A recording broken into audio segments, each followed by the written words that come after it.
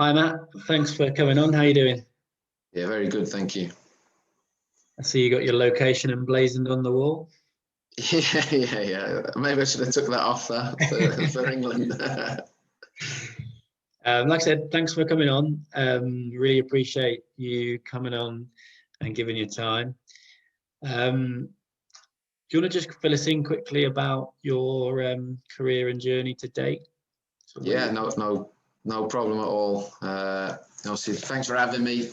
Really appreciate the opportunity. I don't really have too much connection with England nowadays, but my journey originally as a player started off at Crewe Alexander in their academy. My family's originally from the northwest, and about the age of I think it was 11 or 12, I came to Suffolk and moved close to Bury St Edmunds. And my dad actually coached me at Thurston. And then from that, I had opportunities at Norwich City and their academy. But when I got released at about 14 from Norwich, I went around. I was at Colchester, Ipswich. I went to Southend for about a year. So obviously I had a journeyman as a youth career. And then I was really fortunate to go to the Bury Football School with West Suffolk with Danny Laws for the first, I think it was for a year. And then I was fortunate enough to go to Easton College for 2 years with my links with Norwich. At the time, it was kind of like a Norwich City second team. It was very linked with the academy. And from that, I was lucky enough to have some opportunities with Norwich City Reserves. And then as that programme, as I moved, I was too old for it. I went to Kings Lynn, and at that point I was like, what am I going to do with my football career? I didn't quite make it, so I decided to come to America on a football scholarship. With the football scholarship, I didn't know anything about it, and Dan Conley was at Easton at the time. We had some connections with some colleges, and fortunately enough, I got myself a scholarship at Leeds McRae, which, to be honest, until I got on a plane going out, I didn't know too much about it. It was a small school in the middle of nowhere. Honestly, there's a one town traffic light. But their soccer program was really good. I apologise using the word soccer. Obviously, their football program was very good. And, it was nationally recognised, and I had a great experience. I was there for 2 years. I was lucky enough to be an All-American, and the school was ranked number 2 consistently in the country. So I then had opportunities to go to Division 1. Obviously when I went to Leeds McRae, the coach told me there's no difference between Division 1 and Division 2, but there's a big difference from a financial perspective, the support and investment that goes into the programs. You see the big college football games, basketball games. The soccer program was big at the school Winthrop I went to, and again, I had another great experience. Won conferences, won awards, and I was looking forward to going on to play professional soccer in America. Unfortunately, I had a knee injury, and it took me out for 2 years after surgery, and I didn't really have a choice. I needed to do something. So I got into coaching with a local youth club in the area in Virginia. And really from that, I've been able to progress my career to a point where I'm fortunate enough to run an academy program here, which, we develop youth national team players, professional players. But we also start at grassroots. It's the club system over here is big. So, we work with all levels, and it's been fantastic. And obviously, just before I was telling this story, the biggest kind of change in my career was, when I started coaching, there's a guy called Paul Shaw over here. He was the director of coaching education for Virginia and also US soccer instructor. He was at the field randomly one day, and he came and spoke to me and said, hey, you need to go on this journey with education. And really, without that intervention, I may have been kind of a loose cannon as a coach. I was doing all the wrong things. And, from learning how children learn, how adults learn, being on the journey now with being a coach, being a director of a football club. So that's kind of got me to this point now. And I just enjoy the constant, pushing yourself to be better, and that never ends within coaching. No, absolutely. One question I always love to ask other coaches, there's obviously so many questions I could ask from that um, long career you already had. One question I do like to ask though is, as a coach, is there a lesson you learn as a player, or is there something your coach did when you were playing that you now take into your coaching? Yeah, I mean, I think there's two ways I would answer that. I think when you look back on your playing career, whether it's a successful one or not successful, is the coaches that you have, there's always something you can learn from them. And it didn't really hit me till I started coaching. And I had some really good coaches growing up. And I'll just keep to the local area. But, when I was at Thurston, my dad was my first, person, role model I looked at. Wasn't until I got older I realised he was any good. When I was growing up, we were always falling out, clashing heads, because that's what you do with your dad. And then I had Danny Laws at Bury, obviously very successful youth coach. I learned so much from him. Again, didn't really realise it till I got older. Richard Wilkins, and another phenomenal coach, but just a great human being. I learned so much. And then Dan Conley up in Norwich. Looking back, and I'm reflecting now, I wish I did that sooner. But specifically to the question from my journey, what did I learn from playing that I can bring into today is, I think this level of self-responsibility, right? As you get older, you learn that really you control your fate. I didn't learn that soon enough as a player, but as a coach, I know that I can be better. I know I can improve. And, all them coaches, whether it was a great experience or bad experience at the time, ultimately that's what they were teaching. They're teaching me how to be a better footballer, but teaching me to take responsibility to be better. And, such an important thing is that, whatever you decide to do, you make an opportunity for yourself. No one else is going to give it to you. And, all them coaches, from my dad to Dan Conley and at Eastern and Norwich, it was... They really push this idea that self-growth and be better every day. So I wish I learned that a little bit sooner, and that's what I reflect on all the time. I sort of tell my three children, sorry, I've just had another one. So my three children, all the players at our club, responsibility and accountability for you can control so many things. Yeah, really, really interesting. You said that. Someone else has said that previously, and the accountability and, like you said, self-responsibility is so important. Whatever, I mean, we're not just talking football, we're talking across the board, just to get where you want to get. And as you said, you're not going to get the opportunity unless you ensure that you are being responsible to push yourself to get those opportunities. Yeah, and I agree. And something I've been reading recently is like this idea of like radical open-mindedness, right? If you had that when you were younger, I always tell the players, if you could just take in every bit of information and try and grow from it, you'd be way more successful than you are currently, right? But you have to train yourself to be open-minded. I like that word, radical open-mindedness, because there's so many things where you listen, you're like, what is this? What's this guy talking about? Or this coach, and then you go, okay, maybe there is something in that I can take from it. So that's something that as I've got older, I'd like to pride myself on that. I'm very open-minded to being better. So yeah, accountability, responsibility, all my experiences as a player, kind of you look back and you wish that maybe that might have changed something, but I don't like to look into the past too much. It's obviously move forward and be better. So yeah. Very good. So obviously you said about going from the UK to the US.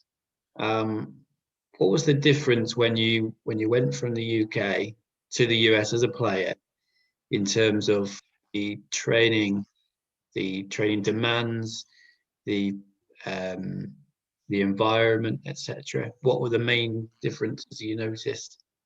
Yeah, I mean, firstly, I mentioned it earlier, but I didn't really want to go.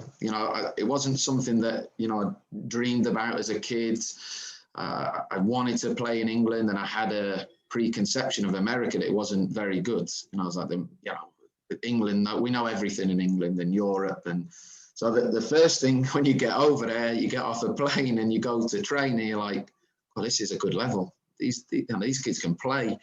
But the biggest difference was the fitness. I mean, I can't explain how fit you have to be to play college soccer, you know. And again, I played at Norwich reserves, you know. I was growing up, England schoolboys, all them things, you know. I've done all most of the things at youth level in England, and I never expected to be out of my depth from a fitness level. I used to think I was fit, and I had to work really hard. I had to bulk up. I was probably underweight for what I was coming up against. So yeah, that was it, you know. And the level of play, you know, it's only got better. Every year it gets better here. And you know, if you talk about style of football, what's the biggest difference? There's a physicality element here that, you know, in England, I know physically we would say people get stuck in, and you know, it's a high-paced game.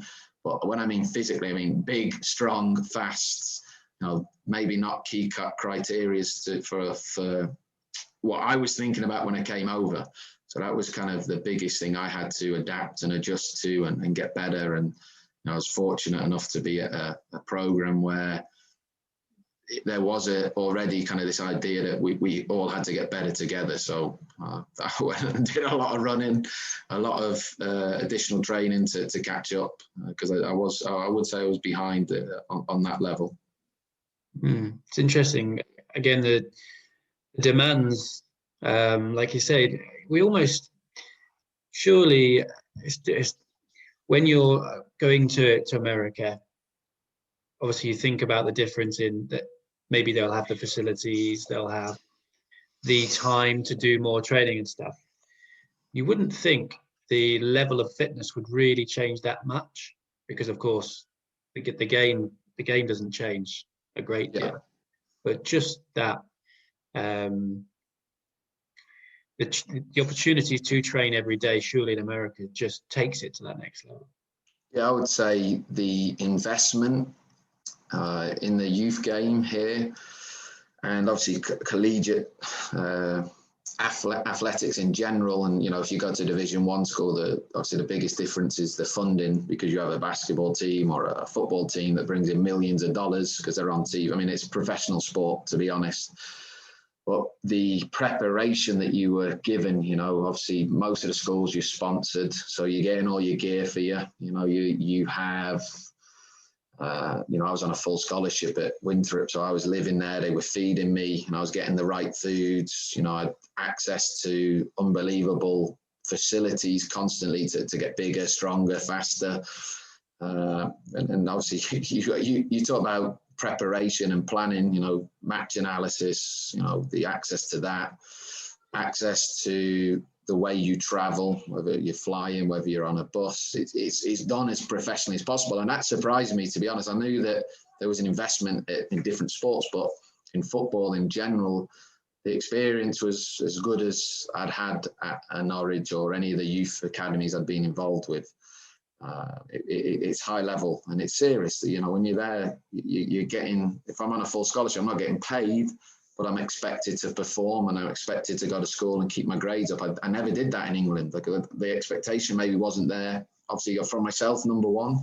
But if I didn't get certain grades, I lost my scholarship. So let me tell you, I was making sure I did all my schoolwork. And it was I was very proud of myself, actually, when I graduated, that I did well, because I never took any pride in school. And again, that's another lesson that I wish I could go back and fix from my time in England. But in America, it was my second chance. I took it fully, and obviously I have a degree now for it. But I had a fantastic 4-year experience playing football with high-level players. And some of these teams I played on, they went on to play MLS. They went on to play in Europe. You know, it was good. I roommate with a kid who still plays in Hong Kong professionally.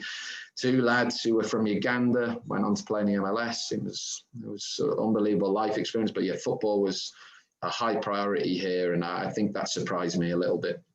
Would you so you'd seriously endorse the idea to those in the UK now looking at routes into potentially the professional game, into football development, into any line of work, but using football as a tool to progress? You would really endorse that move? in the UK Yeah. to US? Yeah, 100%. Especially the kids who, I don't know if they're still West Suffolk College, I don't know if they still have that football program, so you have them college schemes, you have your YTS boys who get released. I think you've got to seriously consider it for both a kind of a life choice in terms of being able to go get a degree. I think, again, that's really important. I can't stress that enough, that that's something that can change your life and it can help you. But if you want to play at a high level of football and be challenged, you definitely get it over it. I think every English person who's probably come to America would say the same. You are going to improve as a player, and you're going to be in a competitive environment that's going to push you. And there's really good examples of players who came to America and gone back to England as well. So it's, if you're not at a pro club between 18 and 22, it can be very difficult in England. I started it, I went to Kings Lynn and Kings Lynn reserves, and, it wasn't the same as a youth game, and it's hard to adjust to that as a player, especially when you've been in maybe an academy setup. It's hard to adjust to non-league football, and it's a proper kick in the face. And going to America, I was a little bit physically underdeveloped, probably from the age of 14 to 19, and obviously they're key age groups in England. Well, in America, I had time to develop my physicality, and by the time I came out of college, obviously I was 6 foot. I had muscle for the first time in my life, and I could compete at any level. And obviously, unfortunately, I wasn't able to continue my playing career at 22, 23, but I could have if I wasn't injured, and I wouldn't have been able to do that without the experience. And then also, the psychological factor of, being in an environment that is helping you grow, both from a football perspective and psychological perspective. Obviously, there's a lot of kids, I'm sure, in England still that if they don't make it, that they probably where I was at 18, 19. I wasn't sure what I was going to do, and I didn't really have an education to fall back on at the time. So you get that opportunity as well to go do something else. So yeah, 100%. If you have that opportunity, if you haven't looked at that opportunity, go look at it now. Absolutely. So now, obviously, in the role you're in, a lot of sort of scouting and selection of players may come about. For those lessons you've just spoken about, your time in America as a player, obviously having to adapt to a new life, etc., all these different challenges you face, are these now traits and personalities that you now look in players that you're potentially selecting for those advanced programs? Yeah, certainly. Like any program, you have the ideal, but ultimately, you don't always, you're picking potential. Let me start with that. You go and find players that you think have potential, and then that potential can be a characteristic. Obviously, it can be a physical potential, it can be technical potential, tactical potential. But within our program, we try to teach players the importance of being disciplined, being accountable, and dealing with adversity, right? Obviously, a lot of things I've talked about, maybe I don't talk that it was tough. I struggled on that journey as well very often. And these kids in our environment, it's no different than, you're asking me for kids in England go to college. The American kids under 18 and below, that's what they're trying to do. They're trying to go to college, and there's only so many places for them kids. And for every English kid that comes over, takes a place away from an American kid. So for us, we're trying to prepare them for that journey of the ups and downs of trying to be recruited for college. So when players come into the program, hopefully they come in and a lot of the things are in a good place, so we can improve them to be a Division I athlete, to go on and play professionally, or a youth national team. But if they're not, that's our job. We're trying to help them deal with the adversity. And again, obviously, I talked earlier, I haven't lived in England for 15, 16 years now. But obviously, kids nowadays, and obviously, kind of as I was getting older, you had access to everything. So kids have less adversity in their life because they are able to go and do things. We use this word entitlement, right? Over here, people they feel like they're entitled to something. and we're trying to knock that out of the kids who are entitled, and the kids who may struggle at school, we're supporting them.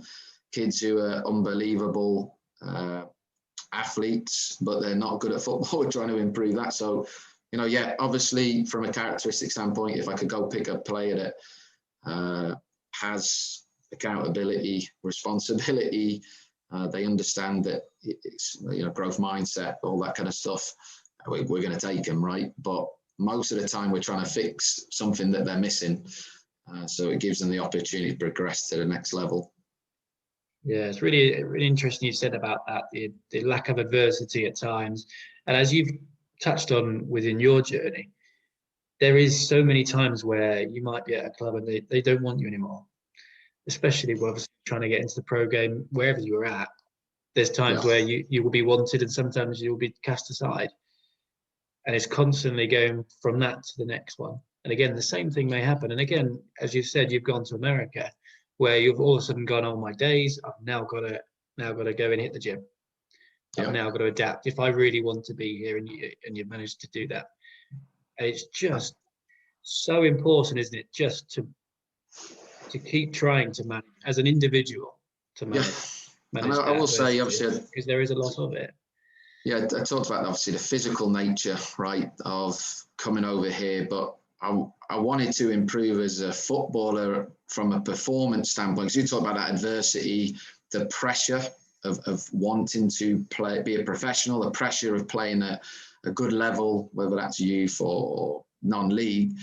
That pressure is real in England, and I think that's probably something that I talk about to these kids the most in America, is that I remember being like 8 years old, going to try out for Crewe Alexander, and there's hundreds of kids there, and you leave, if you don't make it, you're devastated. And it's just 8 years old, they go, you stand up, you stand up, you stand up, you're in. The rest of you are out. I remember the first time I wasn't in, and I was devastated at 8. But them experiences, at the time, they're heartbreaking, right? And obviously it can break people, but for all the kids on here that may listen, and you just got to keep going. You got to believe in yourself, and I think the journey takes you somewhere. Without all the lows I've had, wouldn't help me. I wouldn't have got to this point, and I have a belief in myself for coaching now.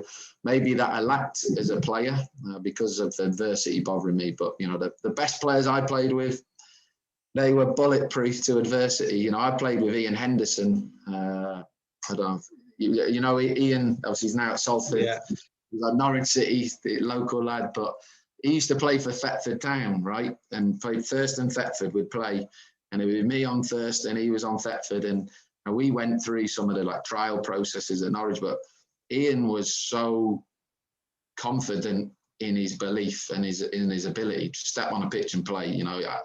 I'd be there worrying about it. I'd be like, I've got to do this, I've got to do that. Ian, there's no care in the world. And, Ian went through real adversity. He lost his brother when he was younger. And, I always looked up to him, and I've still talk to him every now and again. And he was just the polar opposite to me, I'd try and use that to play as I go on my playing experiences. Like, I overthought everything. I was worried about failing, and players like Ian, they didn't. I'm sure they did have doubts in their mind, don't get me wrong, but they also had an unbelievable belief on stepping on the pitch and no care in the world, go out and enjoy it. That's the biggest advice we tell our kids here, is you've got to enjoy it as well. For all the pressure to go to college or professional, enjoy playing football, because it only gets worse as you get older, right? The pressure in life. So, yeah, I think, for me, we're trying to help players get to that point. And, for any player in England right now, you can do it. Just can't give up. Keep pushing yourself forward. And America may be a great opportunity for you, but it's hard here as well. It's not easy here. You got to go keep working. Yeah, absolutely. Nail on the head, I think there. I'm glad you touched on the enjoyment aspect of the game. Then I mentioned it to Trevor Collins in a previous interview, and it's just so important to ultimately you want to get into the game, whatever level you want to get to, whether you want to go and coach, because you enjoy the game. and you cannot forget it. Yeah, 100%. And that's coming to America, I think, was an opportunity for me to think about enjoying it again. I was on my own. Obviously, you're dealing with some adversity because I never lived away from home, from the sense of in another country. So obviously there's that adjustment. But that was the release, right? You'd go to school, didn't love school, but I knew I had to do it. And then you'd play football at, every day, 4:00.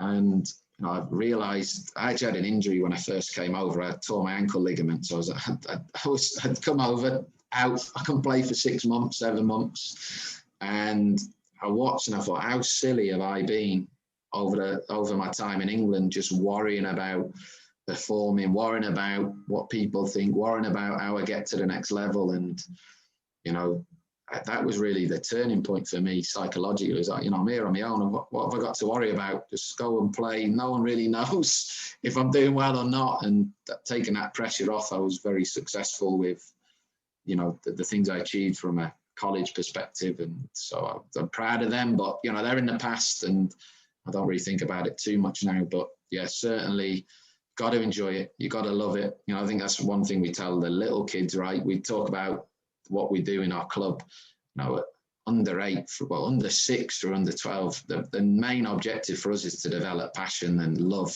for football. Yeah, we can talk about how you coach and what structure you use and methodology, but ultimately we need kids to want to go and play more, and that's our objective. And we hope that prolongs through the tougher period. And for us in America at 16, similar to England at 16, you're going through, you're going to be a professional, you're not, you're going to be non-league, are you going to do A levels? Over here, it is, okay, am I going to be on the college pathway?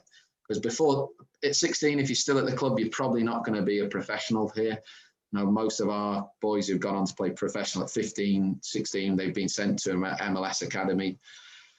But at 16, they're on the college track and, it starts to get tough, and we hope they can enjoy it. But the pressure of being told by a college that you've dreamed about your whole life that you're not got no chance, it wanes on them. And we're learning as they're learning that, it's cutthroat business, the college piece as well. So they're caught up in it, and they're trying everything they're trying everything to go to the next level. And they're hitting brick walls, and obviously COVID, obviously the college process has been really hurt because the colleges can't even watch until April 15th. So we've got with 2021s, 2022s in graduation years from high school. So these are our 17s and 19-year-olds, and they're good enough to play Division 1, 100% good enough, and they would any other year they'd be going. And now there's no room on the roster because kids are staying longer. Squad, not roster. Roster's a proper American word, but squad. There's no room. I've been counting how many Americanisms you've been using. Yeah, I've got a lot now, but yeah, there's no room for these kids. So they're dealing with now probably the disappointment that's more similar to not making it as a professional in England.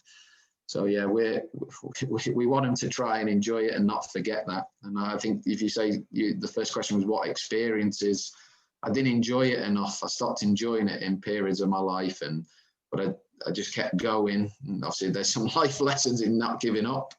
But you got to enjoy what you do. You got to love it, and you got to, most important thing, find in every failure there's a success. There's something in there to get better. So yeah, we're trying to do that over here, and the kids maybe experience what kids in England experience for the first time with the disappointment of not going to the next level. Yeah, I found that really interesting just listening to what you were saying. I had a thought come into my head a little while back. Again, we spoke about it before the interview. I had an experience as a coach where I started to question whether I wanted to carry on coaching again and anymore. And then, do you know what? I threw myself into something else and just recaptured the love. Absolutely loved it. I live and breathed again. Always have done. But I went through a spell, and you're going to go through whatever. If you're a player, you're going to go through a spell where perhaps you don't enjoy playing for a certain manager or a certain club, whatever it might be. But it's just that, again, taking a bit of self-control. Agreed, yeah. And coaching, controlling your fate. Coaching, if you're not enjoying coaching, you shouldn't do it. It's one of them. I really believe in that. And obviously we deal with external factors within our club, right? So with our coaches, you've got parents pressure, you've got player pressure, obviously you've got the pressure from the club to perform. But we say to all of them, especially the parents, we want our coaches to enjoy it as much as the players, because if they're enjoying it, your player's going to get better because they're going to put time and effort. It's the same process of development. But my wife makes fun of me because I love it. Like, I love being on the field. I'll be on there all day if I could. And people at work say you need to go home, and even though I'm like the leader of the club in my role, but they're like, you should go home. I'm like, no, I love being out on the field. And as soon as I step on, there's a lot of administration work that I have to do as a technical director of a club. But 5 o'clock, boom, 5 till 10 o'clock nearly every night, I'm on the field with our kids, and I love it. Like, I wouldn't change it for the world. It's going to be freezing tonight, and I'll be on that field, and I wouldn't change it. And sometimes you get burnt out, right, when you're doing it as much as I had 7 days a week for 10 to 11 months of the year. But I love football. I've always loved football. I might love Manchester United more than football, and obviously they've been breaking my heart over the last 5 years. But I love it. And I lost that playing, and I've regained it again coaching. And to be specific with coaching, it's coaching kids who are under 19s and below. I don't really see myself wanting to go coach as a professional. I've always had a passion for coaching younger kids. I know you said, well, obviously when you were younger, I'd coached you. I'd always wanted to coach younger kids. I've enjoyed that. I like the obviously the ability to be a role model, but also to show them that what a great game it is. You're giving back constantly. So, I think you're right. Yeah.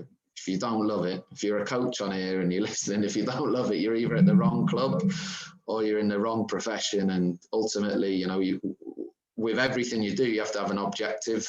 And my objective is to develop players to play at the next level, whatever that level may be. If you don't love it, you're not going to do it. You're going to be miserable. Players will be miserable. And there's so much you've got to sacrifice to succeed in coaching at any level. Whether you're a Sunday league coach, you're sacrificing your time in general, but if you start moving forward, you've got to be obsessed with learning the game. I think that's the biggest difference, right? I'm sure most people agree. When you go from player to coach, you think you know everything, and then you see someone who's good. And when someone's good, you go, okay, there's two guys over here that I would say good friends, but mentors of me. One's Michael Malazzo. He was a academy director in MLS club.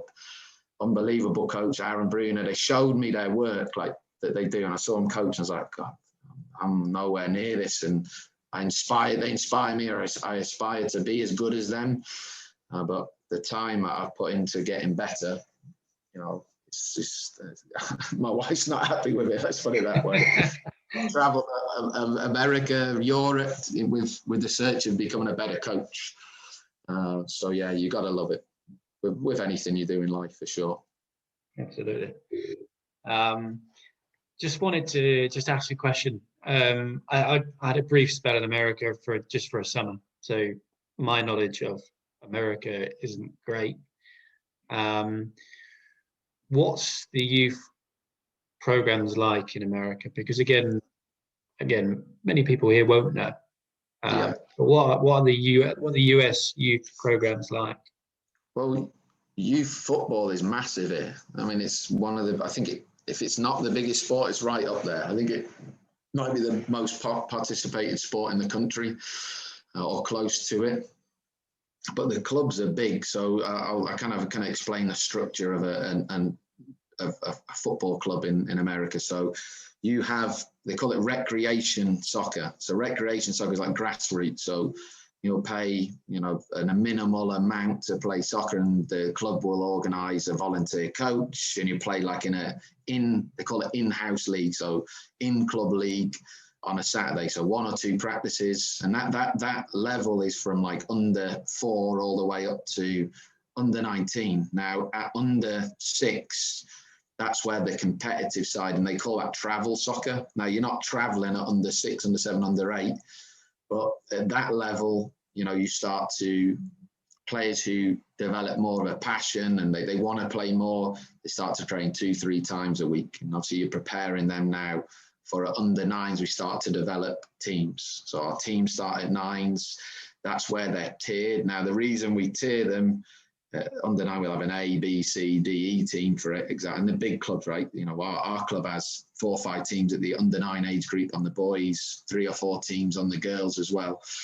But we do it for the player, because we want to make sure that they're in the right environment, and that's going to be consistent from under 9s all the way to under 19s. There's going to be levels. So when I first came to our club, we didn't do tiers. It was all mixed, created way more issues than it needed to be, because we want to focus on developing players. So when I say tier, it seems very young, right? Under 9 maybe to have an A, B, C, but it's more on a development level. So that will continue to under 12s. Under 9s, under 12s, and we'll go through the different stages of development with them in terms of game format and teaching and planning. And then at under 13s, we start to get into like regional and national competition. So under 13s for under 19s, our boys and girls play in a national league.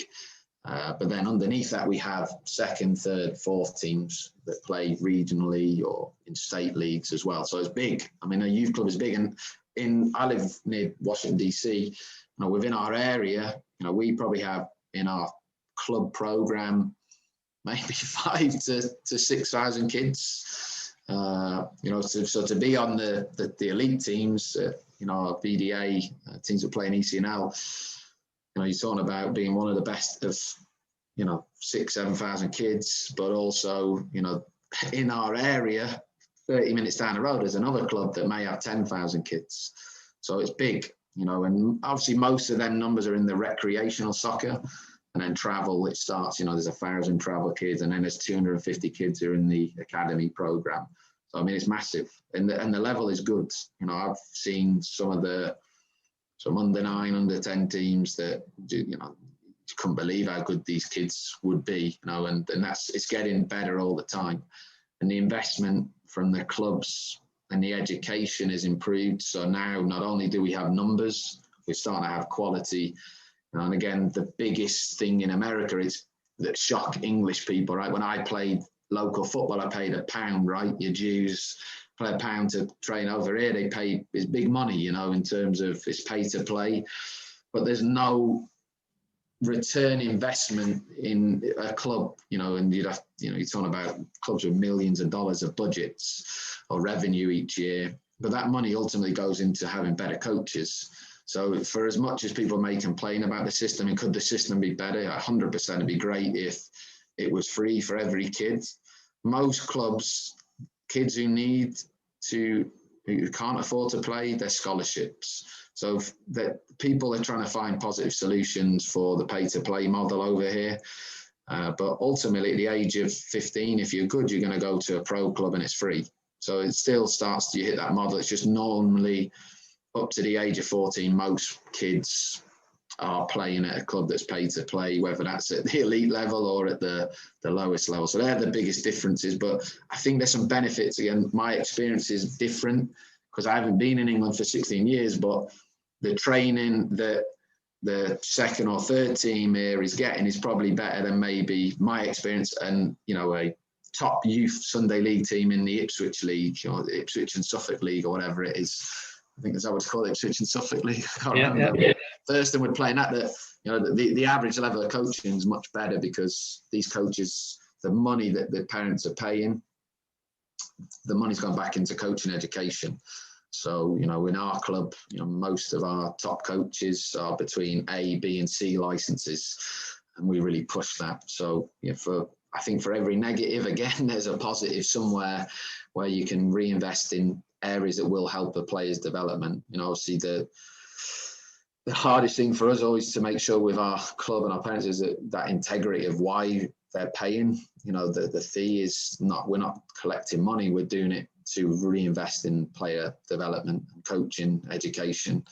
And the better the coaches are, the better the players, the better the environment and the facilities. Obviously, the better the platform can be to progress to the next level. It's not really you're paying so then you can go to college, because that's a misconception here. Again, and maybe as I'm talking, there's maybe I'm not giving enough context to that, but parents will come in at under 9s and I'm going to pay this amount of money to under 18, so I should be guaranteed a college scholarship.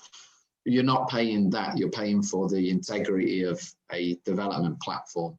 At our club, we're not promising anything at under 9. I'm not promising anything at under 19 either, because it's hard to be a top level athlete. So, what we try to do is have integrity. Again, it's pay to play, but it's developing players. And the MLS clubs are moving away from. I don't think there's any MLS club that's paid to play anymore. It's similar to the English model, where the youth academy is free. And most of the clubs now have the best facilities in the country. And we want to send our players to MLS. On the girls' side, obviously the professional side doesn't really start till after college, but we want to create them opportunities, whether we're in a youth national team, we fully support players pushing on to whatever level it may be. So yeah, that hopefully that kind of gives a scope of the American system. Yeah. But it's big. I think that's the biggest thing. And obviously there's a joke, everything's bigger in Texas or everything's bigger in America. But that shocked me when I came out of playing at colleges. I got into a youth game, like, this is massive. The little tournaments, the travel. We were traveling to games last year from Virginia to Florida on a plane. I didn't expect to be doing that in the youth game. It just wasn't something that I'd even considered. So it's big and different. Obviously, a lot of opportunities as well. So, you asked me earlier, should people think about coming over to America? Well, the opportunity of playing is it may lead to a career in football. And I 100% know this. And I don't want to be definitive with things I say very often, but the opportunity to coach and make a living in America is probably a higher probability than England. Obviously, less clubs, less finance in maybe the lower level youth clubs. So over here, though, because of the way it works, play to play, if you're an aspiring coach, the opportunity is massive. You can. I wouldn't have been able to do what I've done, I don't think, in England. I think America afforded me the opportunity to be able to lead a club at a very high level. So I think that's something that you should consider if you're a young player right now, or you don't think. Like I said, I didn't want to come to America. I was like, they had to force me to send letters to schools when I was at Eastern College. They're like, do it. You should do it. It's a great opportunity. I was like, no, I'm not going to America. But it's good, and there's opportunity into it. And also, I've got 3 kids now. I've married in America. Life's pretty good. So I miss football. Obviously, in England, the culture and going to watch games. That's not formed too much here. But my boy, he's 6. He plays. His favourite team's DC United. A kid who played for me plays for DC United, so he has his number on the back of his shirt. So, that culture's coming. So I'm experiencing it as a parent for the first time. So we're trying to build that within our club too. Go watch your local pro team, support them, and be invested in it. And obviously we could go into a different direction of any conversation on the professional side of football here, different. But I think it's growing. The culture's growing, and it's an exciting place to be if you're involved in football. Yeah, I'm just gonna book my flight to America now, I think. Some real gems in everything you've said. Is there anything else you want to just add for anyone watching who wants to embark on a football journey at whatever level? Any sort of last words? Yeah, I'll probably talk to two things. One, if you're a player, right, you're a young player. Obviously, that's what I work with in youth development, and I don't connect with English kids or my background in England, but failure is okay. It's part of the process.